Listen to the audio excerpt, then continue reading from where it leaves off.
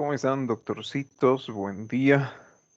Iniciamos Buen día. con nuestra clase. Buen día, buen día. Bueno, Buenos días, Doc.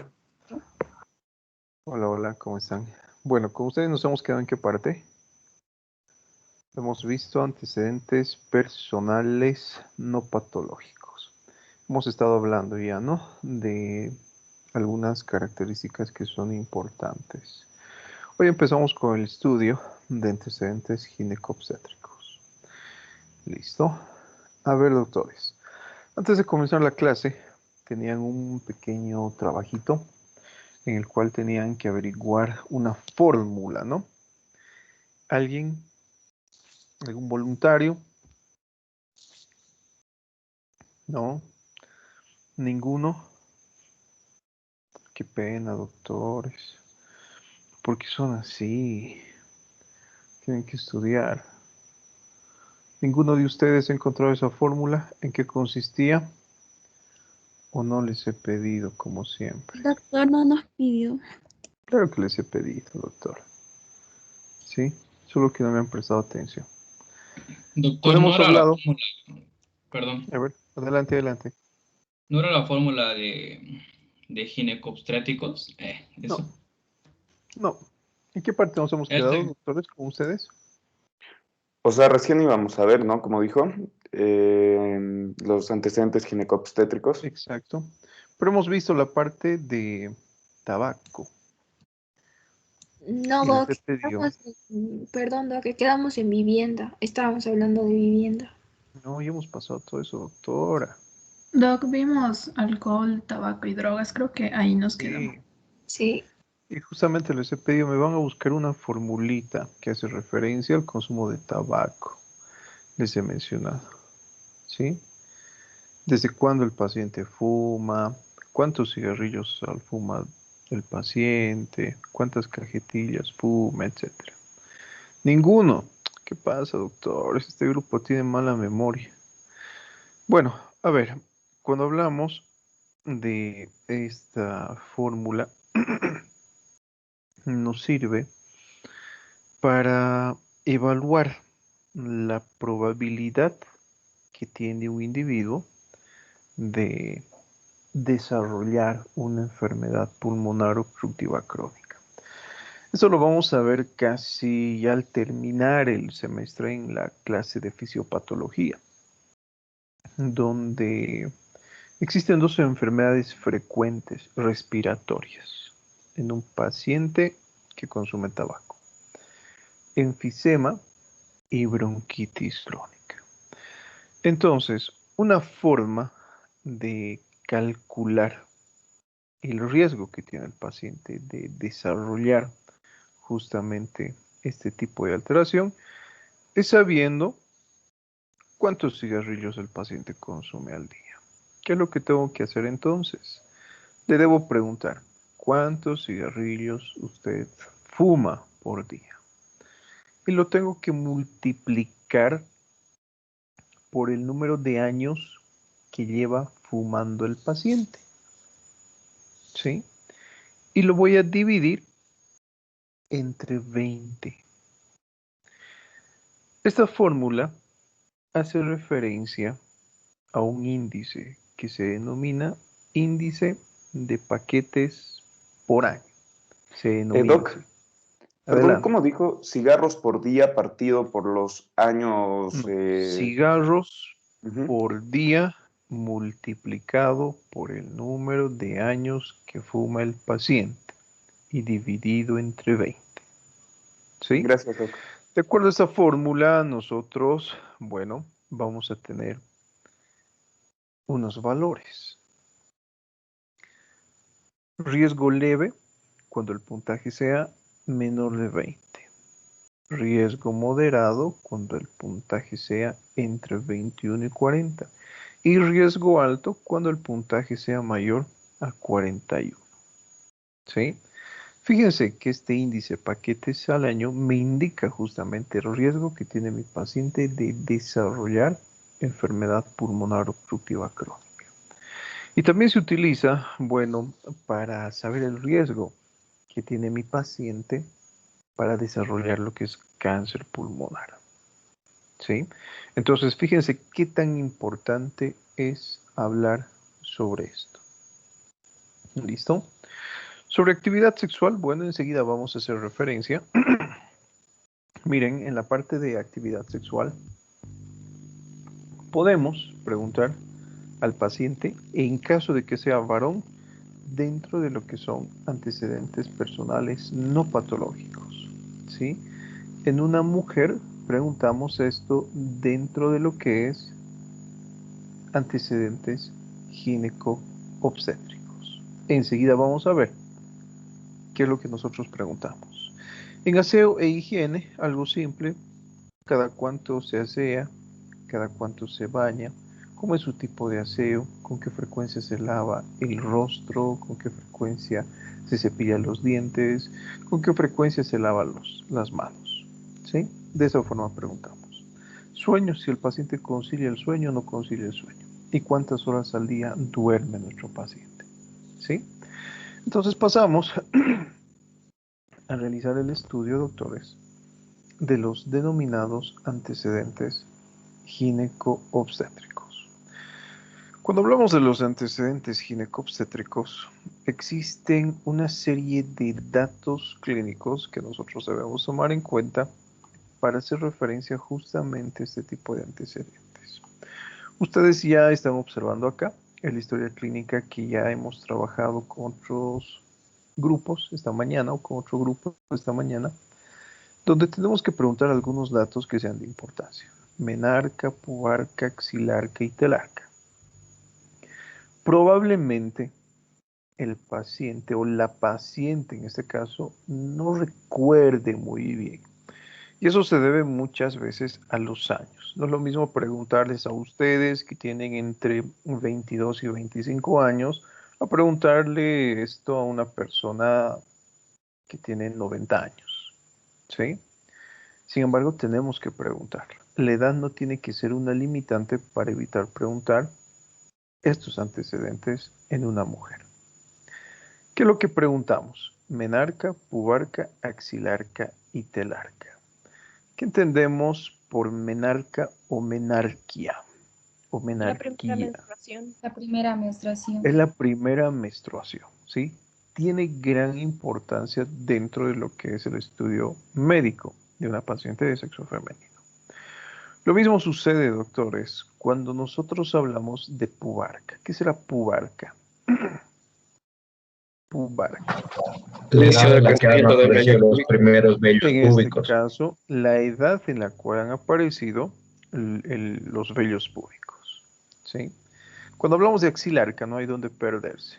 El desarrollo de vellos a nivel axilar. Y cuando hablamos de telarca, hacemos referencia a lo que es la edad en la cual han empezado a manifestarse el desarrollo de las glándulas mamarias. ¿Listo? Doc, Bueno, dijo doctores, telarquia. telarca, Perdón, ¿cómo? telarca, telarca. Está aquí en Telarca. la pantalla. ¿Sí? Telarca. Gracias. Bueno, a ver. Antes de continuar, creo que ya les había comentado, ¿no? Puede ser que existan personas sensibles, estudiantes que no quieran hablar de esto debido a sus creencias, debido a su cultura, religión, etcétera. Así que si ese es el caso de alguno, le voy a pedir por favor que abandone esta clase, ¿sí? No va a tener falta, le vamos a considerar en la lista de asistencia. Eso para evitar algunos problemas, porque ya empezamos a hablar de cosas que son muy privadas y a muchos estudiantes les molesta. Tanto es la molestia que en algunos casos, en años pasados, especialmente el 2019, bueno, había un grupito de padres de familia, ¿no? Que han presentado una queja a la universidad por hablar de este tipo de temas, pero estamos estudiando medicina, así que en algún momento van a tener que verlo. ¿Listo? Por un mensajito privado, envíenme, doctor, yo no puedo hablar de estas cosas por tales motivos y listo. No va a tener falta y le comunicaremos cuando terminemos de hablar de esto. ¿Por qué creen que es importante preguntar sobre estos datos clínicos? ¿Qué me interesa saber a mí como médico la edad de menstruación de mi paciente? A ver, Fernando Gómez. Adelante, Fernando. ¿Se puede, al saber estos datos, saber si la formación hormonal está correcta, normal o hay alguna anomalía? Listo, sí. Esa es la idea, ¿no? Saber. Tenemos como una edad promedio, si ustedes se dan cuenta, ¿no? 13 años aproximadamente. Entonces, nos puede dar una idea de alteraciones hormonales. Les pongo un siguiente ejemplo. Hablamos de menarca o hablamos de menarquia como 13 años en promedio. Ya sabemos qué es. A esa edad, a esa edad, especialmente cuando hablamos de menarquia, nosotros podemos tener una idea de la maduración ovular que tiene una persona, ¿sí? A diferencia de un varón, y les pongo este ejemplo, un varón es capaz de reproducirse durante toda su vida siempre y cuando mantenga lo que es una erección efectiva. ¿Listo? Obviamente en el varón también existen alguna serie de alteraciones hormonales que van a estar relacionadas con la formación, perdón, de lo que son andrógenos, ¿sí? Que ya comienza a la edad que ustedes tienen, por ejemplo, ¿no? 20 años, a partir de la tercera década de vida ya se acentúa un poco más y a partir de la cuarta década de vida existe lo que es una reducción importante, ¿sí? Pero un varón es capaz de concebir siempre y cuando sea capaz de mantener una erección, a diferencia de la mujer. Una mujer, podríamos decir, tiene un tiempo determinado para poder reproducirse, ¿sí? Por ejemplo, ustedes seguramente han estudiado y han visto algunos casos donde varones de 60 años, de 70 años, 80 años tienen sus hijos. En cambio, una mujer que presenta estas edades avanzadas ya es prácticamente incapaz de concebir, debido a unas alteraciones hormonales, ¿no? Climaterio, menopausia, etc. Cuando hablamos de menarca, me indica lo que es el inicio de la vida reproductiva de una persona. Por ejemplo, si tenemos a Juanita y Juanita ha menstruado por primera vez a los 12 años, desde los 12 años esa persona es fértil, ¿sí?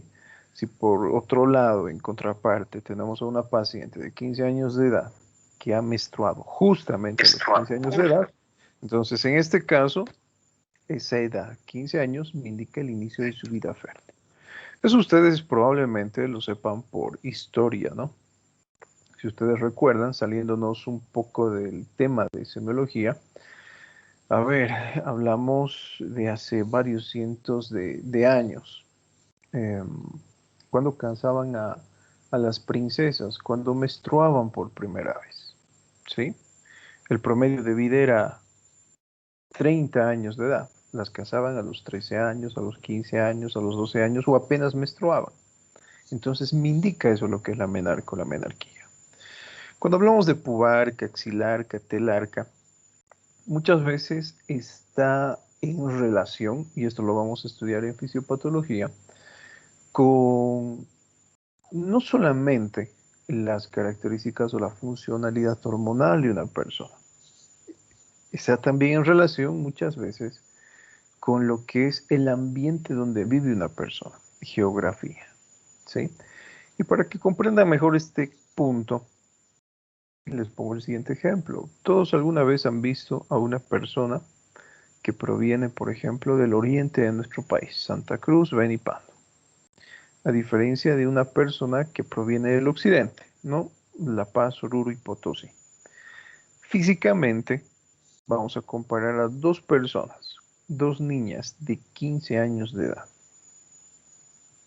En estas dos regiones, ¿qué personas alcanzan su madurez, en este caso sexual, física, a edades más tempranas? Está influido por la geografía. Las personas que provienen del oriente, ¿verdad? Si ustedes alguna vez han visto estos concursos de Misses, ¿sí? ¿Qué edad tiene la Miss Bolivia? 17 años, 19 años. ¿De dónde proviene esta Miss? Proviene de Santa Cruz. proviene del Beni, generalmente. A diferencia de una persona de su edad, por ejemplo, ¿no? O de la misma edad, 17 años, 19 años, que proviene del occidente, quien no ha desarrollado sus características sexuales todavía de forma completa, ¿no? Lo mismo sucede con sus compañeros de nacionalidad brasilera. Ustedes ven a una niña de 15 años brasilera y bueno, ya tiene las características, en este caso fenotípicas, de una mujer madura, ¿sí? Estamos hablando de lo que es madurez sexual, un desarrollo ya adecuado. Entonces, fíjense que todo esto se interrelaciona, ¿no? Y les pongo un ejemplo, en este caso patológico. Existe un tipo de alteración hormonal que se denomina pubertad precoz isosexual. ¿Cuál es la característica de la pubertad precoz isosexual? Que existe lo que es una activación temprana del hipotálamo hipoficiario gonadal. Y estos pacientes empiezan a presentar manifestaciones que sugieren lo que es un desarrollo sexual a edades tempranas, ¿sí? Por ejemplo, en personas, esto es mucho más observable en una niña, en una mujer, porque se nota, ¿no? Es evidente físicamente. Podemos encontrar casos, en realidad existe un caso a nivel mundial que ha sido muy llamativo, que probablemente ustedes lo hayan escuchado alguna vez. Es de una niña peruana que tiene el récord Guinness por ser la madre más joven. A los 5 años de edad ha sido madre. Imagínense, 5 años de edad. ¿Sí? Es un caso documentado dentro de endocrinología sobre lo que es pubertad precoz isosexual. Obviamente ha tenido una infancia trágica, ¿no? Porque a los 5 años, a partir de los 3, 4 años, era abusada por los tíos, por el papá, etc. Y a los 5 años, bueno, la niña ha llegado a ser mamá. ¿Sí? No es normal, ¿no? El paciente, justamente dentro de la documentación que se ha realizado en la parte de endocrinología, se ha demostrado que presentaba pubertad precoz isosexual, porque existe ya registros fotográficos de esta niña a esta edad de 5 años, donde ya se podía observar lo que era el desarrollo de glándulas mamarias. Entonces, ha existido una activación temprana de este eje, y eso asociada al abuso sexual que ha sufrido, bueno, ha ocasionado lo que es un embarazo, ¿sí? Entonces, nos orienta sobre la edad sexual y reproductiva de una persona. ¿Qué tiene que ver con el ejemplo del varón? Recuerden, el varón es capaz de reproducirse mientras tenga una erección y mientras tenga lo que es una adecuada carga espermática. En cambio, una mujer no, porque ya nace con un determinado número de óvulos, ¿sí? Entonces, entre más temprano se presenten este tipo de manifestaciones que sugieran maduración sexual, especialmente la menarca, ¿sí? Probablemente esté en relación con el tiempo en la cual la paciente es fértil. Y acá les pongo otros ejemplos. No es lo mismo hablar de fertilidad de una mujer de su edad, 22 años, a diferencia de hablar de una mujer que ya está alcanzando los 45 años. Debido a estas características físicas, anatómicas, etc., ustedes, por ejemplo, son sumamente fértiles. Sin embargo, aquellas mujeres en edad avanzada ya pueden presentar algún tipo de complicación haciendo referencia a lo que es su fertilidad. Entonces, esa es la importancia de averiguar esto, doctores. No solamente alteraciones hormonales, sino también estudiar sus características de maduración sexual. ¿Alguna pregunta que tengan hasta acá?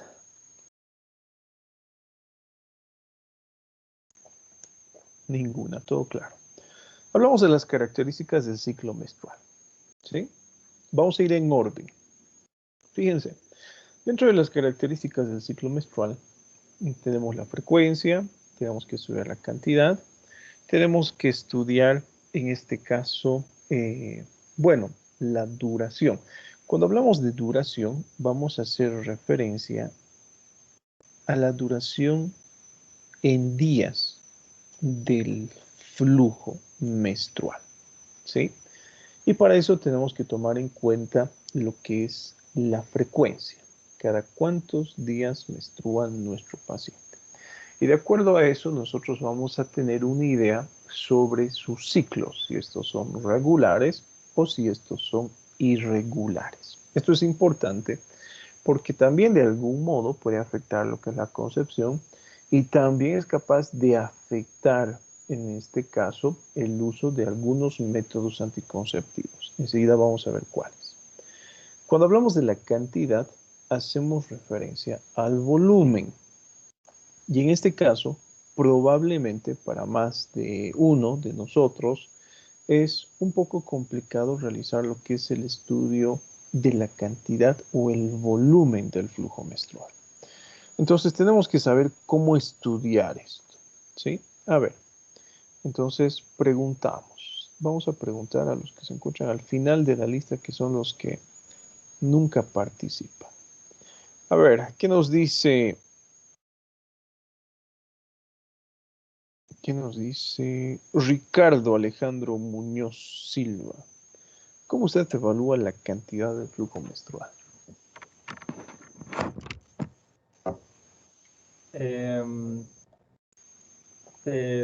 La cantidad de flujo menstrual se evalúa según la cantidad de toallas que hay usado. ¿Y si mi paciente no usa toallas, doctor? Según la cantidad que ella haya observado. Que ella haya Según observado. que Bueno, las chicas son ella expertas en esto, ¿no? Cuando nosotros hablamos de cantidad, cuando hablamos de volumen, es un poco complicado evaluar en mLs, ¿sí? Si las pérdidas en este caso son sensibles, yo puedo contabilizar. Por ejemplo, el vómito, ¿sí? En este caso, el paciente vomita, es capaz de observar el volumen y es capaz de medirlo. Pero menstrual, una señorita no está al pendiente, ¿verdad? Cada segundo de la cantidad en mLs que está menstruando. Entonces se le pregunta algo tan simple como la cantidad de toallas higiénicas que ha utilizado, ¿sí? Si no utiliza toallas higiénicas, le he mencionado a su compañero, puede utilizar, por ejemplo, tampones. ¿Cuántos tampones utiliza? ¿Sí? Ahora, actualmente, o anteriormente, pero ahora actualmente se está poniendo de moda el uso de las denominadas copas menstruales, ¿sí? Bueno, esas copitas, por ejemplo, son de material de silicona, se introducen a la vagina y cuando existe lo que es el flujo menstrual, se llena la copita, se la retira y algunas, bueno, casi todas, tienen lo que es una cantidad en mLs descritas en su interior. Entonces también me sirve para determinar lo que es la cantidad. ¿Listo? Esa forma así tan simple y sencilla. ¿Sí? Cuando hablamos de duración, le preguntamos, ¿cuánto dura el flujo menstrual? Doctor, Nosotros, perdón, sí, adelante.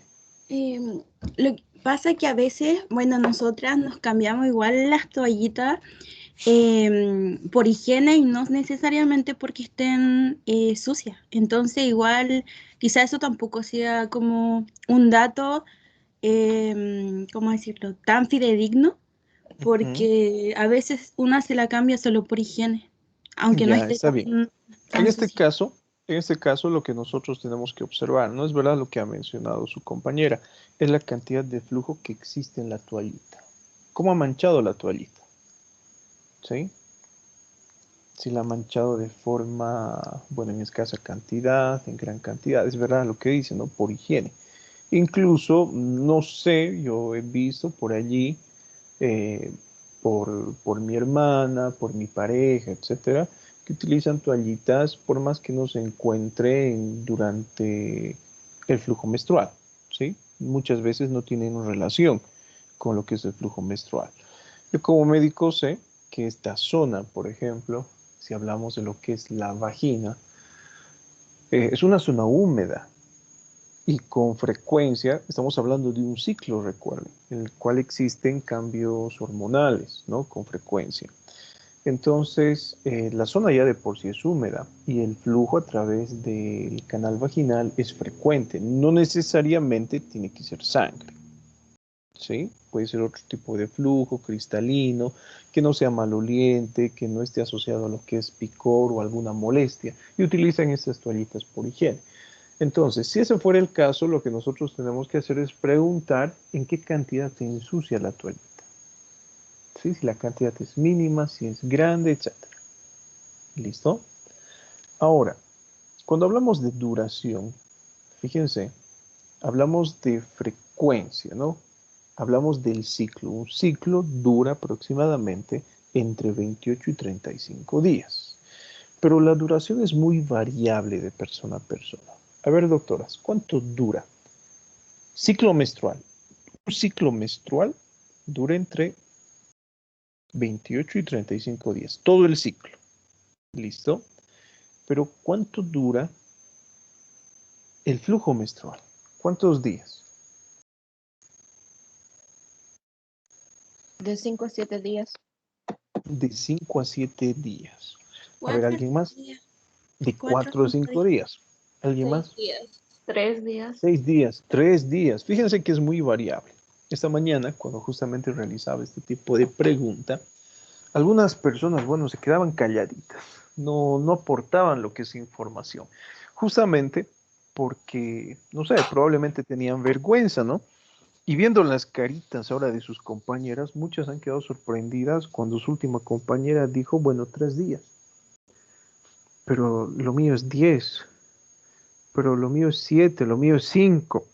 Bueno, cuando hablamos de duración en promedio, entre 3 y 5 días. Y tenemos que saber cómo estudiar esto, ¿sí? Fíjense que tenemos diferentes términos que debemos saber manejarlos a la perfección. Hipomenorrea, hipermenorrea, polimenorrea, oligomenorrea, amenorrea, metrorragia, menorragia, dismenorrea y eumenorrea. ¿Qué será, doctores? Hipomenorrea. Poca cantidad. Flujo escaso. menstruación. Flujo escaso, poca cantidad. Bueno, cuando hablamos de hipomenorrea, está en relación, en este caso, con la cantidad y también con la frecuencia, ¿sí? Se define como aquellos periodos menstruales que se producen con menos frecuencia que ese ciclo mínimo de 28 días, con menos frecuencia. Y también está asociado a lo que es una disminución de la cantidad. Este término me sirve entonces para estudiar esta asociación de términos. ¿Qué será hipermenorrea?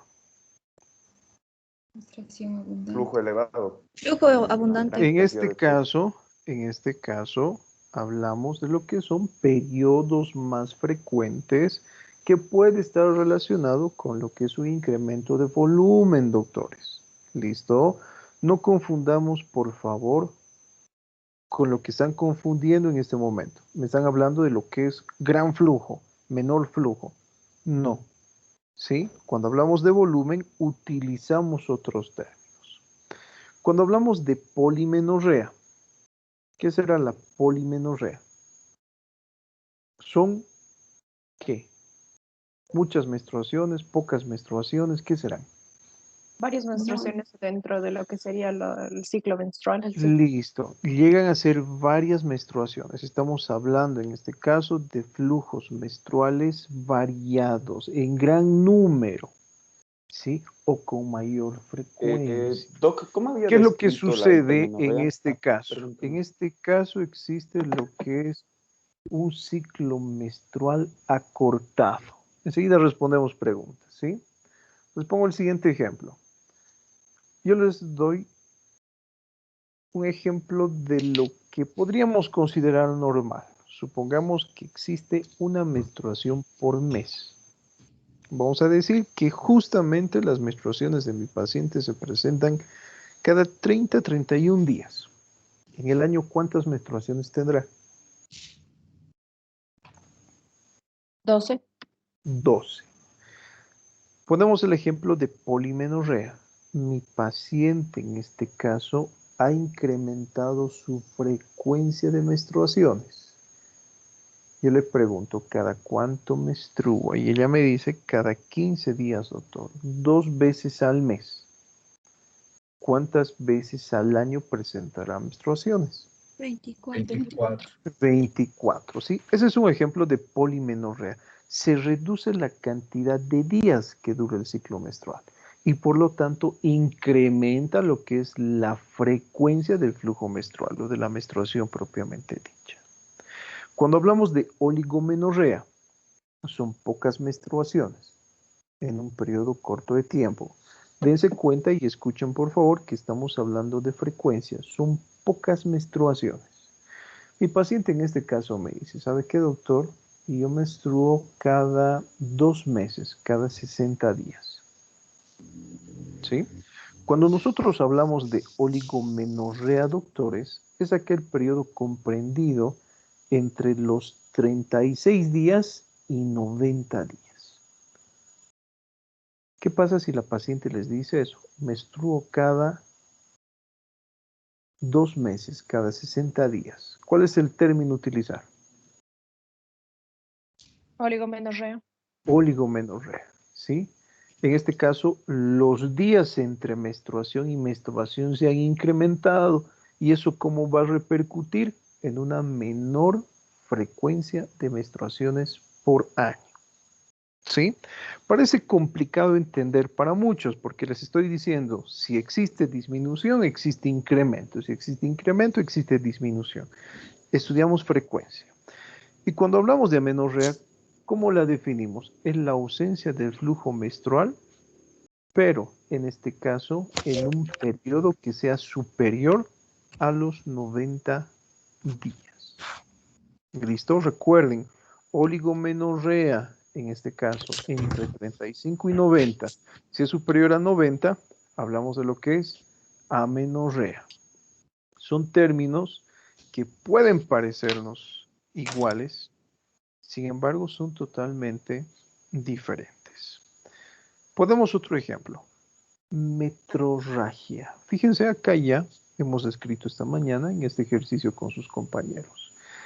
Es aquel flujo menstrual que no, bueno, perdón, no flujo menstrual, es aquel flujo de sangre que no está relacionada con lo que es la menstruación. ¿Sí? Esa es la metrorragia. Ahora, ¿qué es lo que sucede, por ejemplo, en este tipo de pacientes? Si ustedes se dan cuenta, no estoy haciendo referencia a cantidad, no estoy haciendo referencia a lo que es frecuencia. Para hacer referencia a frecuencia, polióligo. Para hacer referencia a lo que es cantidad, hipo-hiper.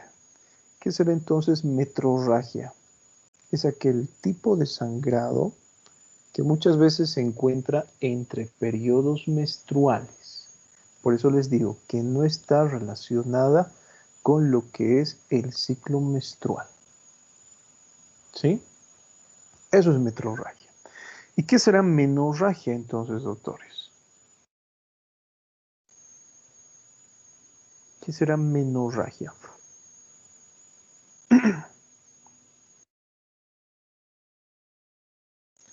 Es un Sangrados que sangrado sí están relacionados con el ciclo menstrual. que está relacionado con el ciclo menstrual. Por eso les había puesto el ejemplo, ¿no?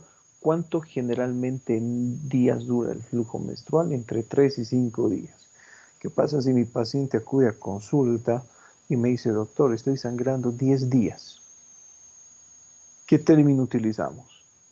Hipo, hiper, poli, óligo, amenorrea, metrorragia. Hipermenorrea. Está en relación con el ciclo menstrual y les dice, estoy sangrando ya por 10 días. Desde el inicio de mi periodo, doctor. Menorragia. Menorragia es el término adecuado. ¿Sí? Cuando hablamos de dismenorragia o de dismenorrea, es aquel flujo, en este caso menstrual, que se encuentra relacionado con el dolor. Esto es frecuente. Este tipo de alteración, bueno, ya forma parte de lo que nosotros conocemos con el nombre de alteraciones psicofísicas menstruales. ¿Sí? Probablemente lo que les voy a mencionar hasta cierto punto les parezca un tanto machista, ¿no? Yo les aseguro lo siguiente, probablemente las señoritas en algún momento de su vida se han molestado con lo siguiente, ¿no? Por ejemplo, Juanita, ¿cómo estás? Ah, no me molestes, uy, tiene sus cambios de humor, seguro está menstruando, ¿sí? ¿Alguna vez les ha debido suceder eso? ¿Se molestan o no se molestan, doctoras? Se molestan, ¿verdad? ¿Qué le pasa a este ridículo? Qué machista, misógino, y la culpa no era mía, están cantando, etc. A ver, es verdad, ¿sí? Eso es un hecho. Y les pongo el siguiente ejemplo. Dentro de un ciclo menstrual, ojo, ya no estoy hablando de flujo menstrual, estoy hablando del ciclo. Tenemos diferentes fases, ¿no? Tenemos, por ejemplo, la fase folicular, tenemos la fase de ovulación, etc. Cuando hablamos de la fase folicular, ¿sí? Existe una serie de cambios. Llega a incrementarse un tipo de hormona, que es el estrógeno. Cuando hablamos, por ejemplo, de la fase de ovulación, existe un incremento de otras dos hormonas, luteinizante y folículo estimulante. Cuando existe la formación de cuerpo lúteo, ¿qué hormonas se producen en este caso? La progesterona. Y ese tipo de juego hormonal que es frecuente durante el ciclo menstrual condiciona a que nuestra paciente presente este tipo de manifestaciones psicofísicas. A ver, vamos a preguntar a los varones, ¿sí? ¿Qué tan expertos son en este tema? Andrés, Mauricio, Parco Flores. Hábleme. No, Andrés, participa mucho, Andrés. Vamos a preguntar a otros. He salvado a Andrés. Brandon Adrián Montaño Lipiri. A ver, Brandon, díganos, ¿qué manifestaciones psicofísicas menstruales usted espera encontrar en una mujer durante la menstruación como tal? Doctor, en físico se refiere a que se presente en el cuerpo, ¿no? Y yo creo, doctor, no sé, usted ya debe saber eso, está en tercer año de medicina. ¿Podrías decir que un crecimiento de lo que es la mama? Crecimiento de las mamas. Les vamos a preguntar a las chicas a ver si es que existe crecimiento de las mamas. Se sentirían felices las chicas si les crecen las mamas durante su menstruación, ¿no? A ver, ¿qué nos dice? Vamos a preguntar a otro varón. ¿Qué nos dice? ¿Qué nos dice? Dani Gutiérrez Angulo. Manifestaciones psicofísicas. Doctor, Dani.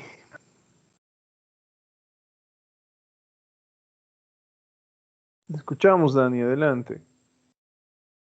Debe estar googleando. doctor, Adelante, Dani, le escucho. Está durmiendo, creo.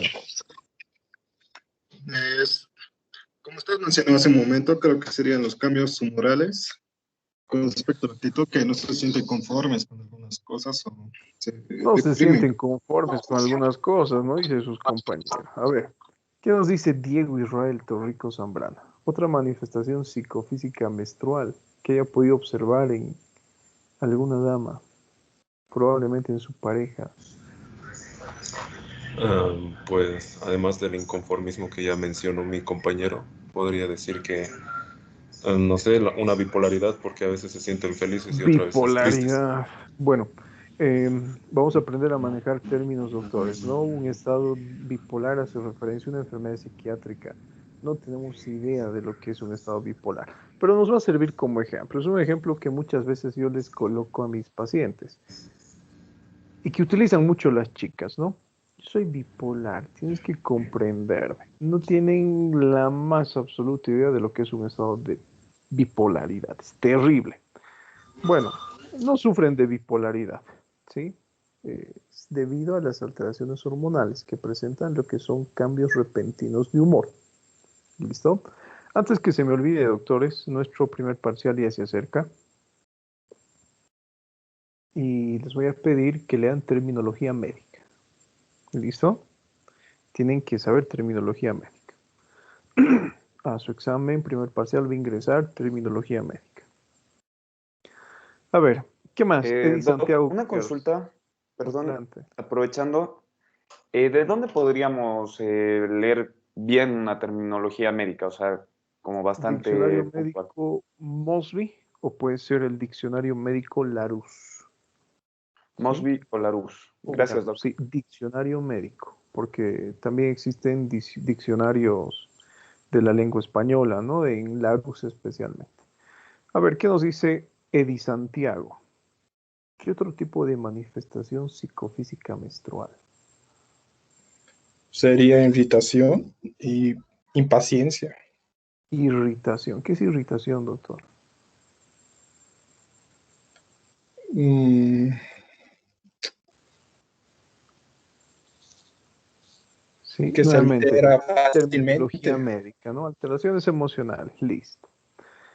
¿Qué nos dice Eric Yevgeny Barriga Salas? Doctor, cambios de apetito, fatiga. Apetito, fatiga. A ver, vamos a ver con sus compañeras. ¿Qué nos dice Javier Rivera Moreno? Doctor, puede presentar, por ejemplo, deseos, no sé, hay mujeres que, por ejemplo, desean chocolate, cosas dulces o saladas. A ver, ¿qué nos dice Jan Harnold Garay?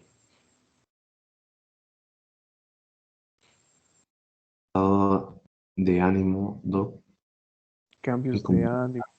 Jean-Paul Hurtado. Aparte de los cambios de humor, podría ser ese típico dolor abdominal que les presentan. Dolor abdominal. Preguntamos a las señoritas. Laura Rocabado Rojas. Díganos usted, ¿qué tipo de manifestaciones psicofísicas menstruales presenta? Bueno, como dijeron mis compañeros, cambios de humor. También me parece acné. También lo que es la dismenorrea, de vez en cuando. Después, y eso, doctor, creo que es todo. Y también cambios de apetito. Listo, a ver, ¿qué nos dice María Isabel Daza? Manifestaciones psicofísicas menstruales acompañan el periodo menstrual en usted. Puede ser calambres abdominales y también dolor de cabeza, sensibilidad. Cefalea, calambres, alteraciones en el apetito, alteraciones emocionales, etc. Miren, las chicas son más expertas en esto. Yo les aseguro que ustedes saben a la perfección, antes de que aparezca el flujo menstrual, si este ya se va a presentar o no. ¿Cómo se dan cuenta? A ver, ¿qué nos dice Marisol Daniela Sánchez? Pues hay cólicos. Además de los cólicos. Melina Alejandra Luján. Doc, yo, por ejemplo, me enojo de todo días antes. Días antes. A ver, ¿qué nos dice Natalie? Bueno, Doc, en mi caso, pues presento dolor en la espalda baja. Los pechos se vuelven más sensibles, aparece un poco de acné y los cambios de humor también. Listo, si ustedes se dan cuenta, son manifestaciones emocionales y manifestaciones físicas que se presentan antes y durante el flujo menstrual, ¿sí? Ahora, han tenido diferentes respuestas, ¿no? Alguna de sus compañeras por allí había mencionado, alguna vez me duele, No siempre. Entonces, este tipo de manifestaciones tienen que ir redactadas en la historia clínica. No debemos suponer, han escuchado a sus compañeros varones, por ejemplo, siempre le duele. Sí, ellos hacen referencia a que el dolor siempre se encuentra presente. Algunas veces duele, sí, algunas veces duele menos, algunas veces con mayor intensidad y algunas veces ni siquiera duele. Entonces debemos describir qué es lo que sucede con frecuencia en este apartado. ¿Listo? Les pongo un ejemplo. Su actitud se modifica completamente dentro de lo que es el ciclo menstrual. A ver, preguntamos a quién. ¿A quién hemos preguntado? A Melina, ¿no? No, le preguntamos a Melina. A ver, Melina, díganos, ¿qué tipo de pareja sexual le atrae durante el ciclo, durante el flujo menstrual como tal? ¿Tipo de pareja sexual? Sí, O sea, estoy hablando de físicamente, ¿qué tipo de hombre le atrae más? durante mi ciclo menstrual, Sí. a ver, ¿Qué rasgos tiene ese varón que le gusta durante este periodo? que sean más cariñosos. Que sea más cariñoso, que sea atento, que esté al Sí. pendiente de usted, etcétera. Y durante su fase ovulatoria, lo dice todo, que sea agresivo, que le agarre del cabello, si es posible que me pegue. Sí, No, listo. Entonces, si ustedes se dan cuenta, fíjense cómo la fisiología en una mujer también modifica la conducta, ¿no? Dentro de lo que es una fase, por ejemplo, en este caso estamos hablando en la cual se presenta el ciclo menstrual, lo característico es eso. Este tipo de hormonas juegan un papel importante, ¿no? Lo que su compañera ha mencionado, me gusta que me traten bien, me gusta que me abracen, me gusta que me consientan. Y si hablamos de lo que es atracción física y sexual por una persona del género opuesto, yo les aseguro que una gran mayoría durante este estado les atrae a aquel varón que tenga características físicas, podríamos decir, mucho más finas. ¿Sí? Mucho más finas durante este periodo. ¿Sí? Casi características femeninas, que tenga la piel bonita, tersa, que no tenga granitos. Por eso se ha puesto de moda el K-pop, ¿no? Porque tienen estos artistas ese rasguito, podríamos decir que se considera hasta cierto punto afeminado y les atrae. Pero ¿qué es lo que sucede durante la fase ovulatoria? Le llama la atención a aquellos varones que tienen barba, que tienen gran masa muscular, que son altos, por ejemplo, que se ven fuertes, etcétera. ¿Sí? Eso está modificado entonces por su fisiología. ¿Listo? Así que, doctoras, es un hecho de que el ciclo menstrual en sí, en su conjunto, es capaz de alterar, podríamos decir, su conducta y sus emociones. Una vez que hemos terminado de preguntar sobre este tipo de datos clínicos, preguntamos, yendo por orden, fecha de última menstruación. ¿Sí?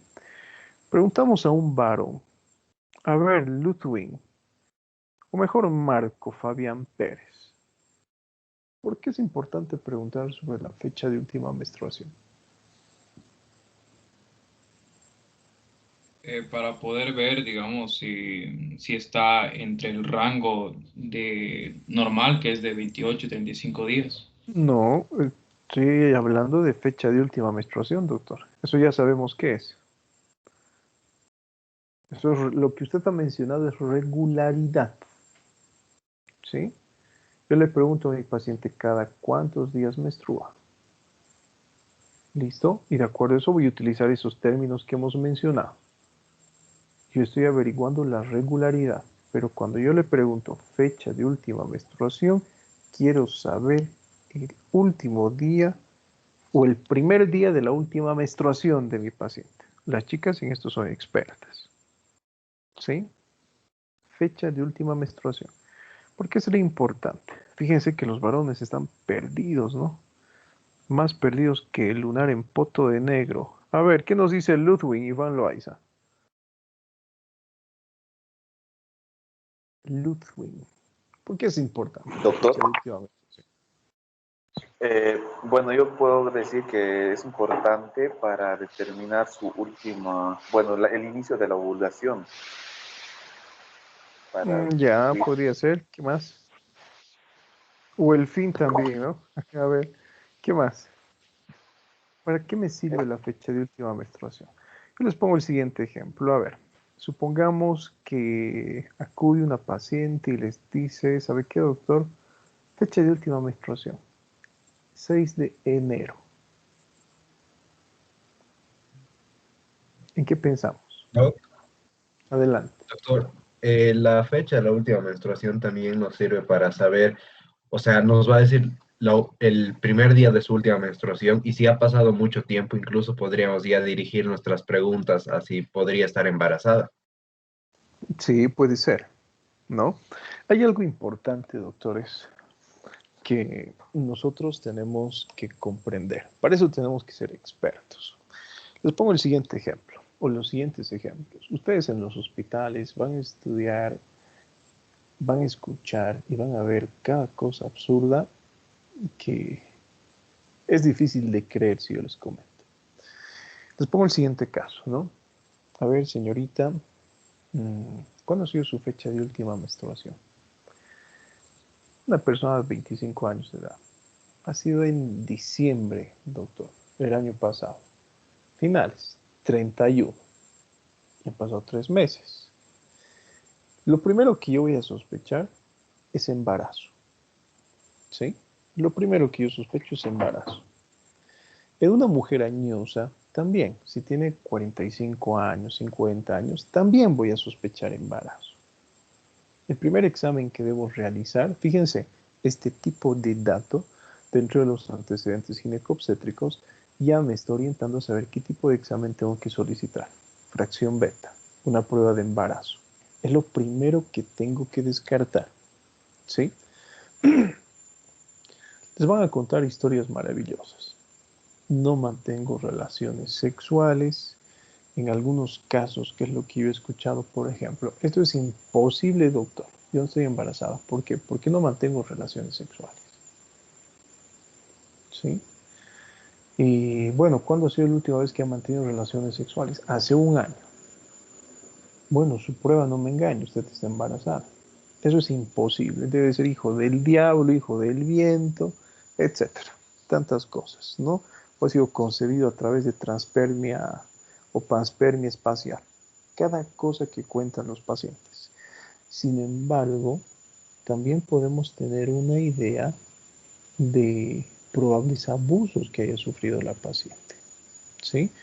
Vamos a poner como ejemplo lo que hace algunos días, hace algunas semanas atrás, se ha presentado, ¿no?, en la ciudad de La Paz una denuncia contra algunas personas que estudiaban en una universidad privada, ¿sí? Y alguna vez también ha sucedido esto en la práctica clínica, donde personas se les realizaba este tipo de exámenes y resulta que arrojaban un resultado positivo, si se encontraban embarazadas. Y las pacientes tenían ese relato, ¿no? Esto es imposible porque yo no mantengo relaciones sexuales hace varias semanas o hace varios meses o hace un año atrás, así que es imposible un embarazo. Y les comento, bueno, un caso que alguna vez lo hemos escuchado, ¿no? La paciente negaba esto. Es imposible que yo esté gestando. Pero resulta que en plena consulta ella había recordado que hace algunas semanas atrás o hace algunos meses atrás había acudido a una fiesta, había consumido bebidas alcohólicas y se había sentido extraña después de recuperar su estado de conciencia. ¿Sí? Entonces también puede sugerir este tipo de situaciones. No es común, pero puede, ¿sí? Pero podría. Entonces es importante preguntar sobre la fecha de última menstruación. En mujeres añosas está relacionado con lo que es el inicio del climaterio o puede estar en relación con lo que es la menopausia. ¿Sí? Eso lo verán en ginecología, que es climaterio, que es menopausia. Y también nos sirve para determinar lo que es la fecha probable de parto.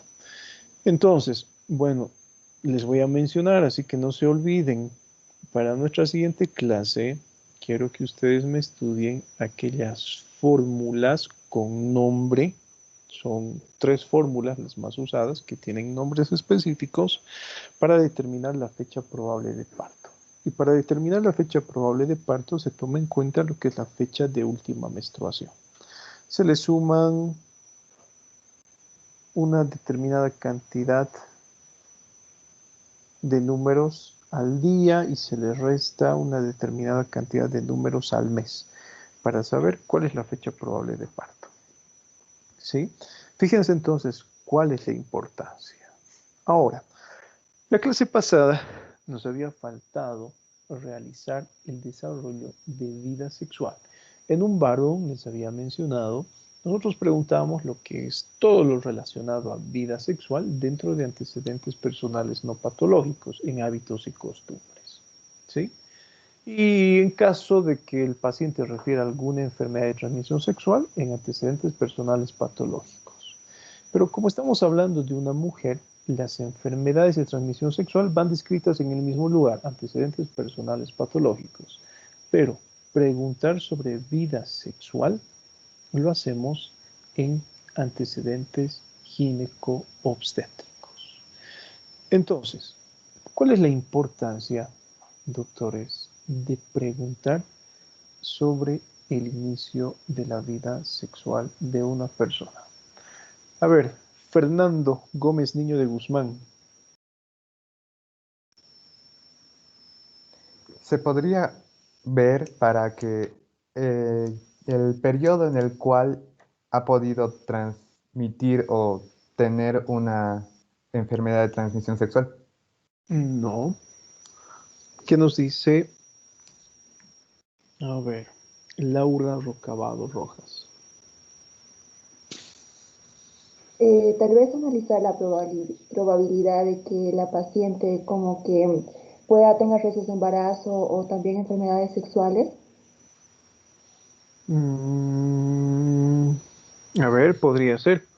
¿Qué nos dice Javiera Isidora?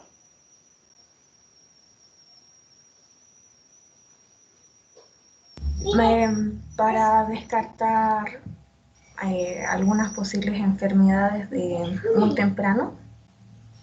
No, tampoco. ¿Qué nos dice Ludwig? Doctor, y bueno, yo también podría pensar la importancia para, por ejemplo, en bioquímica, cuando estábamos hablando sobre la síntesis de esteroides, testosterona y demás, en la vida sexual, cuando se inicia a temprana edad, tiene acarreada enfermedades. Entonces yo creo que para eso sería también importante saber en qué momento de su vida ha empezado a tener lo que es la vida sexual. ¿Qué nos dice Cristian? Ok, o sea, igual compartiendo un poco con mis compañeros, cuando vemos, por lo menos acá en Bolivia, en el medio, se habla mucho del HPV, o sea, el virus del papiloma humano, y se refiere en las literaturas que sería producido por promiscuidad a tempranas edades sexuales en mujeres, recordando que la cepa 16 y 18 son las más peligrosas para la producción de un cáncer cervical, si no me equivoco. Entonces eso también nos permite, aparte de la epidemiología,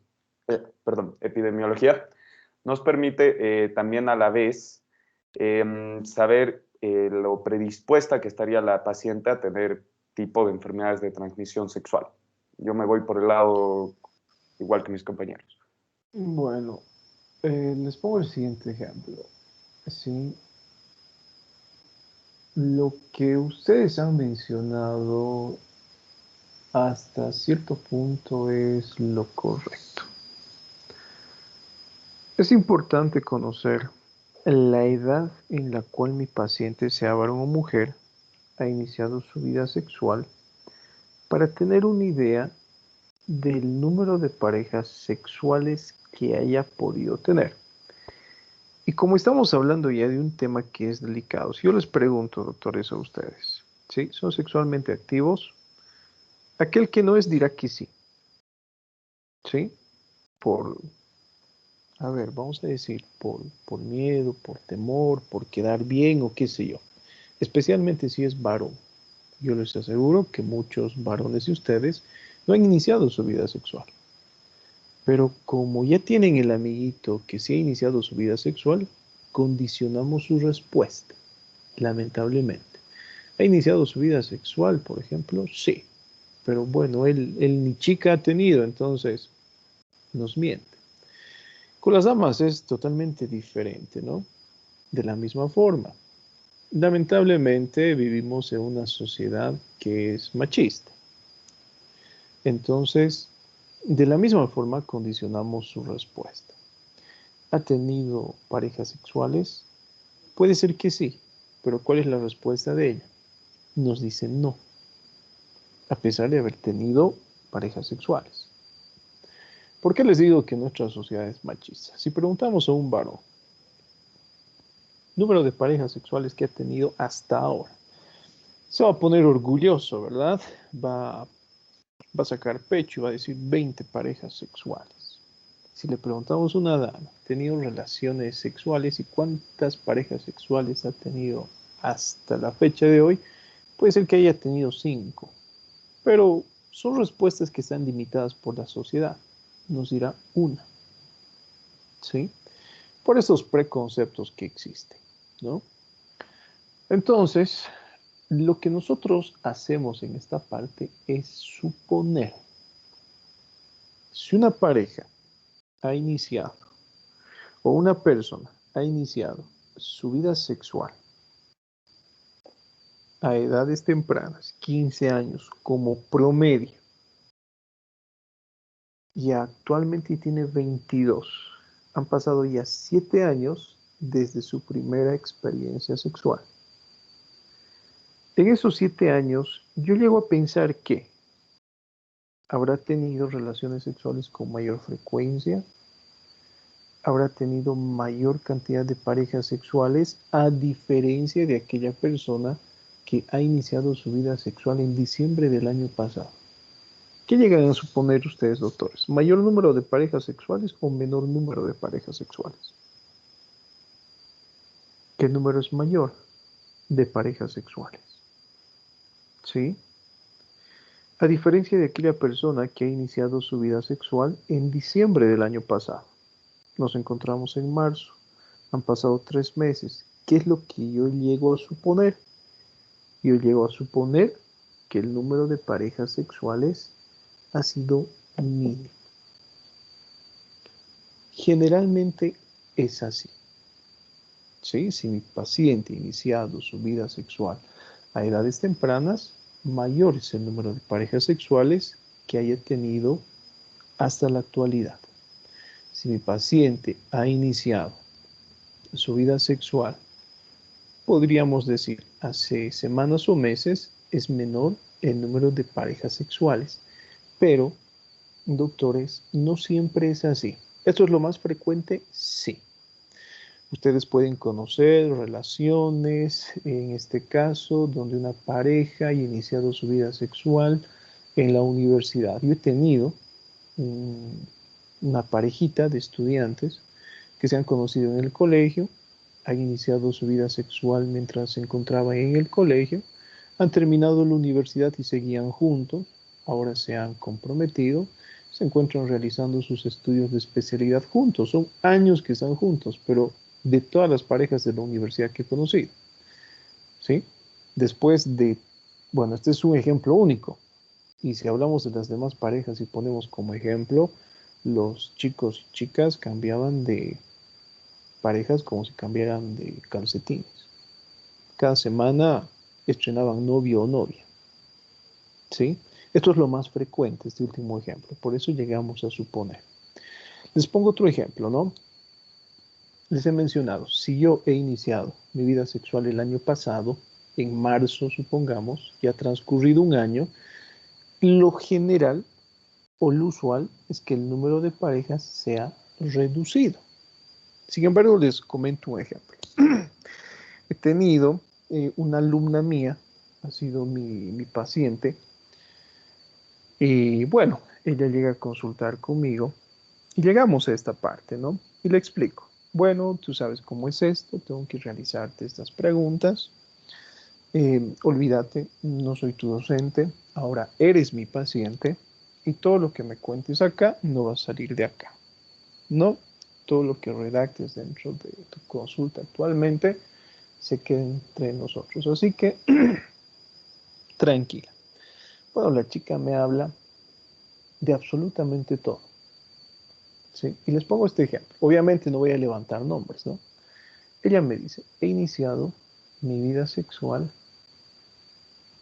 a los 20 años de edad. A la fecha de la consulta tenía 21 años. Número de parejas sexuales en ese año, 13 parejas sexuales. Esto es raro observar, ¿sí? Pero puede suceder. Como les digo, lamentablemente en este tipo de punto llegamos a sospechar eso. Lo que decía su compañero, a mayor número de parejas sexuales, es mayor la probabilidad de desarrollar enfermedades de transmisión sexual. Y en la edad comprendida entre el inicio de la vida sexual, 15 años como promedio, hasta los 35 años de edad, las enfermedades de transmisión sexual más frecuentes debido al cambio frecuente de pareja sexual, herpes virus y papiloma virus. Incluso en algunos países como en los Estados Unidos son enfermedades de transmisión sexual normales, entre comillas, de encontrar en este rango de edades. Obviamente no son normales, ¿no? Son enfermedades. Pero es frecuente encontrar en este tipo de pacientes. Las más frecuentes, a su edad, por ejemplo, bueno, a su edad yo creo que nadie quiere formalizar, ¿sí? Nadie quiere tener hijos, quieren salir, divertirse, conocer personas, etcétera, ¿sí? Entonces, debido a esas características, es más frecuente este tipo de enfermedades en ustedes. ¿Listo? Obviamente, ojo, y no quiero que me malinterpreten, porque ya algunos estudiantes de otro grupo me han malinterpretado y me decían, o sea, si yo tengo esta edad, ¿solamente puedo sufrir estas enfermedades? No, doctores, pueden sufrir cualquier enfermedad de transmisión sexual. Gonorrea, sífilis, VIH, etcétera, ¿sí? Pero debido a las características que hemos mencionado, son más propensos a desarrollar este tipo de enfermedades. Ahora, les pongo el ejemplo, a ver. ¿Cómo ha sido su primera experiencia sexual? ¿Cómo habrá sido? Bueno, los varones nos van a contar maravillas, ¿sí? Nos van a decir cosas que ni han hecho, pero se las van a inventar por quedar bien. Pero preguntamos a las señoritas. Cualquiera puede responder. ¿Cómo ha sido su primera experiencia sexual? ¿Habrá sido placentera? ¿Habrá sido desagradable? Yo les aseguro que en su mayoría no ha sido placentera. Ha sido traumática, ¿sí? Porque inician su primera relación sexual con personas de su misma edad. Y lamentablemente al varón en este tipo de edades, 15 años, 16 años, incluso en la edad en la que se encuentran, preguntan algo, ¿no? A las chicas. Y las chicas van a hacer, bueno, a ver, vamos a ver si están de acuerdo conmigo. Están enamorando y seguramente sus parejas les han preguntado, ¿eres virgen o no eres virgen? ¿Por qué creen que les interesa eso? A ver, doctoras. ¿Por qué les preguntan? Inician una relación con un chico y el chico les pregunta eso. ¿Por qué creen que les pregunta? ¿Eres virgen o no eres virgen? Doctor, quizás para saber la experiencia que tiene su pareja. para saber la experiencia que tiene la pareja y sobre todo para qué. Para saber en este caso, bueno, voy a utilizar sus palabras, si es que en este caso el varón va a tener el placer de disfrutar un encuentro sexual con esta persona. ¿Sí? Seamos así de claros. Al varón le interesa si la mujer es virgen o no, más que por machismo, para saber si él también tiene la posibilidad de mantener relaciones sexuales con esta persona.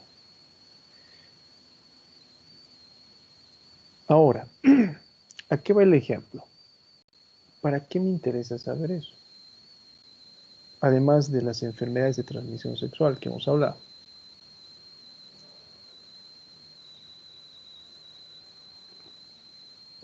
¿Por qué me interesa saber eso? Acá no vamos a hablar de experiencia, ¿no? Así que nos vamos a orientar a otro punto que esté relacionado con medicina. ¿Cuál será la importancia? Su primera relación sexual, yo les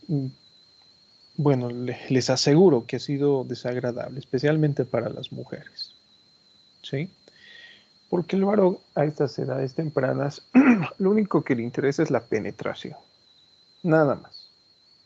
No le importan los sentimientos, no, él quiere experimentar, tiene curiosidad, etc. Listo. Así de claros. E inician, les había mencionado, su vida sexual con personas que tienen una edad similar. 15 años, 15, 16 años. Y el varón a edades tempranas es productor de esmegma, que es secretado por las glándulas de Tyson, que es una sustancia normal en el varón, que sin embargo tiene la capacidad de producir modificaciones en el pH de la vagina. Y también es capaz de producir algunas alteraciones en el epitelio vaginal. Y existen algunos estudios, por ejemplo, que han demostrado que el contacto de esta sustancia, que es el esmegma, con lo que son las paredes vaginales, es altamente irritativa y es capaz de producir o inducir a una serie de cambios epiteliales que son capaces de en un futuro producir alteraciones como la que nos ha mencionado su compañero, ¿no? Cáncer cervicuterino. No necesariamente, según este estudio, debe existir infección por virus de papiloma humano para que la mujer desarrolle lo que es cáncer. Obviamente es un factor predisponente y es un factor grandísimo. Y ustedes, si han iniciado sus relaciones o su vida sexual, lo ideal es que se realicen el examen de Papá Nicolau cada año. ¿Sí? El mismo acto sexual es capaz de modificar el pH vaginal. Y si se modifica lo que es el pH vaginal, existe esta serie de cambios histológicos que pueden llegar, en muchos casos, a ser graves. Esa es la importancia. Fíjense que también preguntamos sobre el líbido. ¿Qué entendemos, doctores, por líbido? ¿El deseo sexual? Deseo sexual. Le preguntamos así a nuestro paciente. ¿Tiene deseo sexual? Sí. Existe deseo sexual. ¿Sí? Ahora, ¿por qué es importante el deseo sexual? A mayor deseo sexual, probablemente mayor frecuencia para mantener relaciones sexuales. Y a mayor frecuencia y a mayor deseo sexual, obviamente la concepción incrementa, ¿no? Les pongo el siguiente ejemplo. Si yo no tengo deseo sexual, no mantengo relaciones sexuales, ¿sí? O si las mantengo, difícilmente llego al orgasmo. Y si no tengo, pues, deseo sexual, si no mantengo relaciones sexuales, si no llego al orgasmo, entonces la concepción es inexistente, prácticamente. ¿Listo? Tenemos que preguntar por el líbido, porque existen algunos factores que son capaces de alterar lo que es el deseo sexual. Uno de esos factores, por ejemplo, es el uso de anticonceptivos. No todos los anticonceptivos, pero especialmente aquellos que son de depósito, como por ejemplo los inyectables trimestrales, como por ejemplo lo que es el implante intradérmico, son capaces, como podríamos decir, un efecto adverso disminuir lo que es el líbido. Porque lo que nosotros estamos otorgando a través de estos anticonceptivos son hormonas que pueden influir sobre justamente este estado. Le preguntamos sobre la calidad de las relaciones sexuales, tanto a un paciente varón como a una mujer, ¿no? En este caso tomamos en cuenta a una paciente de sexo femenino, ya que estamos hablando de antecedentes ginecobstétricos. ¿Con qué frecuencia mantiene relaciones sexuales? La duración de las relaciones sexuales, si es placentera o si es dolorosa. Yo les pongo el ejemplo de una relación sexual que es dolorosa. Si no es placentera y en vez de placer les ocasiona dolor, dejan de mantener relaciones sexuales. ¿Sí? En caso de que sea dolorosa, dejan de mantener relaciones sexuales y obviamente la concepción se puede ver alterada. En este caso, mi paciente, por ejemplo, presentará probablemente alguna alteración en la concepción. Probablemente su motivo de consulta sea: no puedo embarazarme, doctor o doctora. Tenemos que preguntar estos datos clínicos. ¿Por qué será importante preguntar la frecuencia y la duración? Le preguntamos a un varón, a ver, ¿con qué frecuencia mantienen relaciones sexuales? Todos los días, doctor. Listo. ¿Cuánto dura su relación sexual? Dura 1 hora mínimo. Si le preguntamos a su pareja sexual, nos dirá: son todos los días, pero al mes pues reunirá 10 minutos en tiempo. ¿Por qué es importante preguntar el tiempo?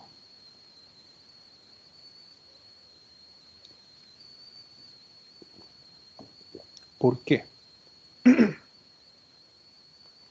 En este caso yo me atrevería a decir que tiene más interés en un varón que en una mujer. ¿Sí? ¿Por qué? Podríamos preguntar sobre la duración. ¿Por la condición física del varón, doctor? La condición física del varón, no. Podemos determinar si quizás ese hombre tiene algún problema a nivel sexual, por ejemplo, desde una disfunción eréctil hasta problemas de ser precoz. Listo, está bien, ¿no? Lo que ha mencionado su compañero. Hablemos, a ver, de una de las, bueno, motivos más frecuentes dentro de la consulta de urología: disfunción eréctil. El paciente mantiene la erección durante 1 minuto y después no. Obviamente no va a tener lo que es una buena calidad de relación sexual. Si no mantiene la erección, bueno, va a ser incapaz de eyacular. Y de la misma forma la concepción puede verse afectada. ¿Sí? Preguntamos lo que es la duración. Entonces, en el varón tiene mayor relación. En la mujer también. ¿Sí? He conocido algunas pacientes que les preguntaba: ¿cuánto dura? Lamentablemente, mi esposo, doctor, será 10 segundos. ¿Sí? De verdad, así me decían: 10 segundos, 1 minuto a lo mucho. Entonces, no siento placer. ¿Sí? No llego al orgasmo, no sé lo que es un orgasmo. Eso, doctores, puede afectar no solamente lo que es la concepción de una persona. ¿Sí? Y sucede con frecuencia. ¿Qué creen que sucede en este tipo de situaciones?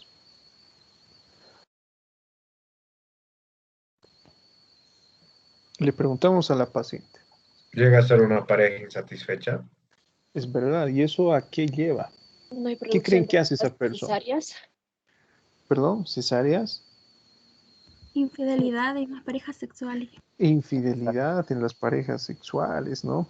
Se ven obligados a buscar placer en otros lugares. ¿Sí? O algo que es frecuente, como les digo, eso ustedes van a ver en la práctica clínica, ¿no? Yo he visto muchas personas donde los varones tenían este tipo de problemas y sus parejas sexuales terminaban abandonándoles. Acudían, por ejemplo, a consulta después de 6 meses, 8 años, realizábamos las mismas preguntas y nos decían: no, ahora estoy con una persona que sí vale la pena. Influye también sobre la forma del comportamiento humano. Eso lo hacemos muchas veces de forma, podríamos decir, inconsciente. ¿Listo? ¿Qué más preguntamos, doctores? Tenemos que preguntar, fíjense, si mi paciente llega o no al orgasmo. ¿Cuál será la importancia de preguntar el orgasmo en un paciente? ¿Qué nos dice Giovanna Márquez López? ¿Cuál cree que es la importancia, doctora?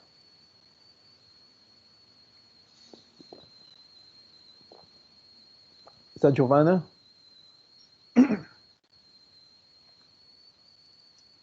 No está Giovanna, avísenle a su compañera, tiene falta. Enseguida vamos a llamar lista, estamos terminando la clase. ¿Qué nos dice?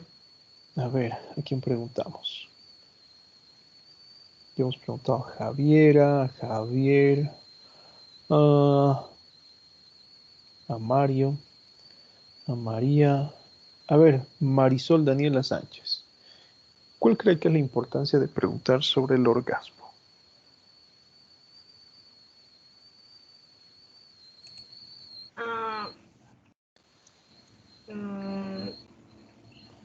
Creo que hay algunas condiciones, creo, psicológicas en las que podría afectar y la mujer no llegar al orgasmo.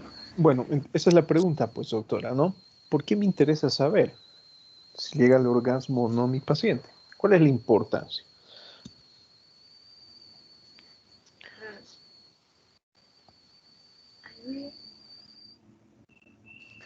Nada, Noelia Gamboa. ¿Qué nos dice Noelia? Si la mujer ha llegado al orgasmo, empieza a segregar oxitocina. Pero ¿cuál es la importancia? ¿Por qué yo pregunto eso, doctor? Para el nivel de felicidad que tiene esa mujer a la hora de... El nivel de felicidad. ¿Qué está hablando, Noelia? Mira, el nivel de felicidad. Bueno, a ver. Es importante el mañanero, entonces, según el criterio de Noelia, ¿no? Para que todo el día sea una paciente feliz. ¿Qué nos dice Sarita Merito Rejón? A ver, Sarita, díganos, ¿cuál será la importancia?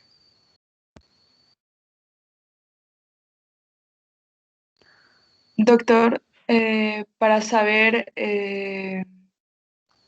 su nivel de satisfacción. Para saber su nivel de satisfacción. Vamos a preguntar a un varón. ¿Qué nos dice Ricardo Alejandro Muñoz? ¿Cuál es la importancia del orgasmo? ¿Alguna vez ha tenido un orgasmo, Ricardo Alejandro? Que yo sepa, es más para una mujer, ¿no? Que yo sepa, No, doctor, es más para no, una pero yo le mujer. estoy preguntando a usted, ya no estamos hablando de una dama. Le estoy preguntando a usted, ¿alguna vez ha tenido un orgasmo? ¿Cuál es la importancia del orgasmo? Un orgasmo, podríamos decir, a ver, en caso si podríamos preguntarle si tuvo un orgasmo porque Claro, eso podríamos es lo saber que yo le pregunto, si doctor. la persona llega a ¿Tiene ese estado orgasmos? ¿Ha llegado a ese estado, doctor, de alguna vez? satisfacción. De satisfacción. Bueno, miren, yo les comento, yo estoy satisfecho con mi carrera profesional, estoy satisfecho con mi vida, tengo mi auto, tengo mi casa propia, no le rindo cuentas a nadie, he alcanzado, por ejemplo, todo lo que me he propuesto a una edad temprana, ¿sí? Tengo 30 años, estoy feliz, soy joven. Ese es mi nivel de satisfacción, estoy satisfecho conmigo mismo, doctor. Pero a ver, ¿para qué me sirve preguntar a mi paciente sobre el orgasmo? A ver, Adrián Mateo. Adrián Mateo, ¿ha tenido un orgasmo alguna vez? Ya que levantó la manito, a ver, respóndanos. Era más para responder la razón del por qué.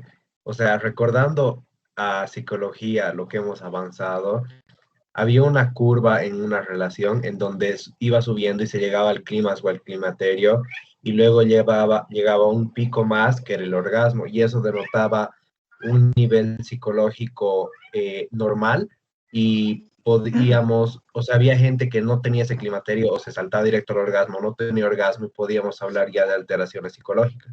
Ya, miren, puede ser un ejemplo, y eso es lo que hemos puesto como ejemplo hace algunos minutos, ¿sí? Vamos a poner el siguiente ejemplo, doctores. Volvemos al anterior. Doctor, duración.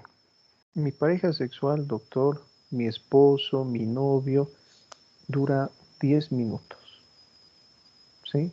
Con suerte, con suerte. Generalmente tiene una duración del acto sexual con él de 1 minuto. ¿Sí? Supongamos que sucede lo que ustedes han mencionado. Cambia de pareja sexual. Lo que ustedes han dicho, eso va a llevar a que esta persona busque otra pareja sexual. Conoce a una persona que en este caso, bueno, incrementa su frecuencia y la duración ya no es de 10 minutos. La duración es en promedio 35 minutos. Y esta persona les dice, ¿qué hago, doctor? Tengo esta pareja y les comento un caso, ¿no? Real. Doctor, tengo mi pareja, mi esposo, con el que estoy 10 años. Nunca he tenido un orgasmo con él. Lo quiero, lo amo, es el papá de mis hijos, pero nunca he tenido una relación placentera con él. Sufre de eyaculación precoz. 1 minuto. Dura. Así es, doctor. He conocido a un muchacho joven, fuerte, que con él mantengo relaciones sexuales por horas. Y con él he podido experimentar el placer del orgasmo. ¿Qué creen que ha pasado con esa pareja? Chao los 10 años de relación. Adiós. ¿Qué ha preferido en este caso mi paciente? Irse con aquella persona que, bueno, con la que se sentía sexualmente plena. En el varón y en la mujer, el orgasmo tiene la siguiente importancia. Por eso les he preguntado a sus compañeros varones, ¿no? ¿Ha llegado alguna vez al orgasmo? Y no han respondido. ¿Cómo yo me doy cuenta que un varón llega al orgasmo? En un varón, doctoras, no hay cómo mentir. ¿Sí? Eyaculación. Eyacula el varón. Esa es la función del orgasmo masculino. Y si mi paciente eyacula, ¿favorece la concepción o no? Favorece la concepción. Bueno, hablamos de las señoritas, ¿sí? Les realizo la misma pregunta. ¿Alguna vez han llegado al orgasmo? Aquellas señoritas que han llegado a tener un orgasmo, seguramente han experimentado que existe lo que es una contracción de los músculos de la vagina. ¿Sí? Esa contracción es intensa. ¿Cuál es el fin del orgasmo femenino? Es el mismo, facilitar la concepción. Existe lo que es la contracción de los músculos de la vagina alrededor del pene y eso favorece a que el líquido preseminal o el líquido seminal se impregne con mayor facilidad alrededor de lo que es el cuello uterino. Y eso va a favorecer de la misma forma a lo que es la concepción, ¿sí? Dejando de lado lo que es la parte de psicología. Entonces, si ustedes se dan cuenta, doctores, esto es frecuente. Y para terminar, bueno, les pongo otro ejemplo, ¿no? Este ejemplo del cual les he hablado, de la pareja que lleva o que llevaba 10 años casada, solamente tenía un niño. La señora quería tener por lo menos 3 hijos. Y bueno, han tenido la suerte de solamente tener uno y ella sexualmente no se sentía plena, ¿sí? Ella decía, bueno, sí, mantenemos relaciones sexuales con mi esposo todos los días, pero además de la duración del acto sexual en sí, no puedo quedar embarazada, doctor. Eso es debido a la calidad muchas veces de la relación sexual, ¿no? Y depende de otros factores, la carga espermática, etc. Una vez que, bueno, se divorció y se casó con esta otra persona, con la que la relación sexual era mucho más duradera y placentera, al cabo de algunas semanas de relación, bueno, la persona esa ya se encontraba embarazada. Entonces también puede ser un factor de los muchos que existen que puede afectar lo que es la reproducción. ¿Sí? Les llamo lista, doctores, atentos. Bueno, qué rápido ha pasado esta clase. Ha pasado volando. Para mí, ¿no? Bueno, doctorcitos, a ver, esperamos que cargue mi lista. ¿Sí? Yo sé que son temas que probablemente les cueste mucho, pero hagan el esfuercito, ¿no? de participar. Probablemente no han recibido educación sexual en casa, en el colegio, etcétera, y por eso son tímidos, pero no tengan miedo, doctores. A ver. A ver, hoy es 22, ¿no? Van. Presente, doctor. Está Acebo. Presente, doctor.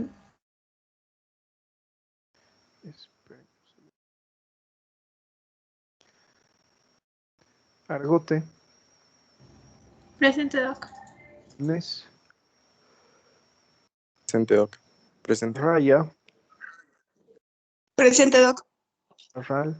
Presente. Barriga. Presente, doctor. Pau. Presente. Castellanos. Presente. Asa. Encinas. Doctor, Daza me acaba de mandar un Encinas, mensaje que le acaba de doctor, votar. Encinas, por favor, no me corten en la lista. Encinas, presente, ¿Sí? doctor. Al final, por favor, doctor, es eso, ¿sí? Ferreira.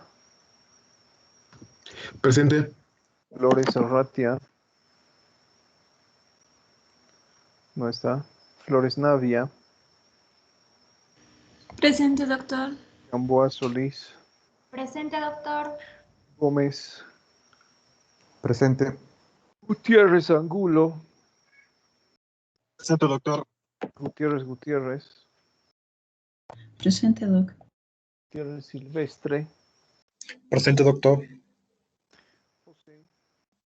Presente. Guaita. Presente, doctor. Hurtado. Presente, doctor. Ibarra. Cibarra. Jaramillo. Presente, doctor. Loaiza. Presente, doctor. López. López, presente, doctor. Luján. Luján, presente, doctor. Márquez. Miranda. Presente, doctor. Miranda Francisco. Presente, doctor. Montaño. Presente. Mundo Corre. Presente, doc. Muñoz. Presente, doctor. Milipu. Presente, doctor. Orellana. Orellana, presente, doc. Ortuño. Presente, doc. Barco. Presente, doc. Pérez. Pérez, presente. Pizarro. Presente, doctor. Rivera. Presente, doctor. Riva. No está arriba. Rocabado. Presente, doctor. Sánchez. Presente, doctor. Ticona. Presente, doctor. Torrejón. Presente, doctor. Rico. Presente, doctor. Flores. Presente, doctor. Beizaga. Velarde. Presente, doc. Vélez. Presente, doctor. Zambrano. Presente, doctor. Zambrano Sharon. Presente, doctor. Listo. Primero es Zambrano Jimena, ¿sí? Luego es Zambrano Sharon. Zamorano. Presente, doc. Centeno. Presente, doctor. Garay. Presente, doc. Y Vargas. No está Vargas. Listo, doctores. Doctor, Das está en disculpe. lista. ¿Quién más? Doctor, yo. Das mi la micrófono ha se- votado de la no clase puedo. justo antes de la lista. Das está en lista, así que no se preocupe. ¿Quién más? Disculpe, doctor, me Marife escuchó Ibarra. algo, ¿no? Bueno, no les escucho, chicos, ¿sí? Doctor. Bueno, nos vemos en la siguiente clase. Nos vemos. Que tengan buen día, doctores. Chao, chao. Hasta luego. Hasta luego. Hasta luego, doctor. Gracias. Hasta luego, doctor. Gracias, doctor. Hasta luego.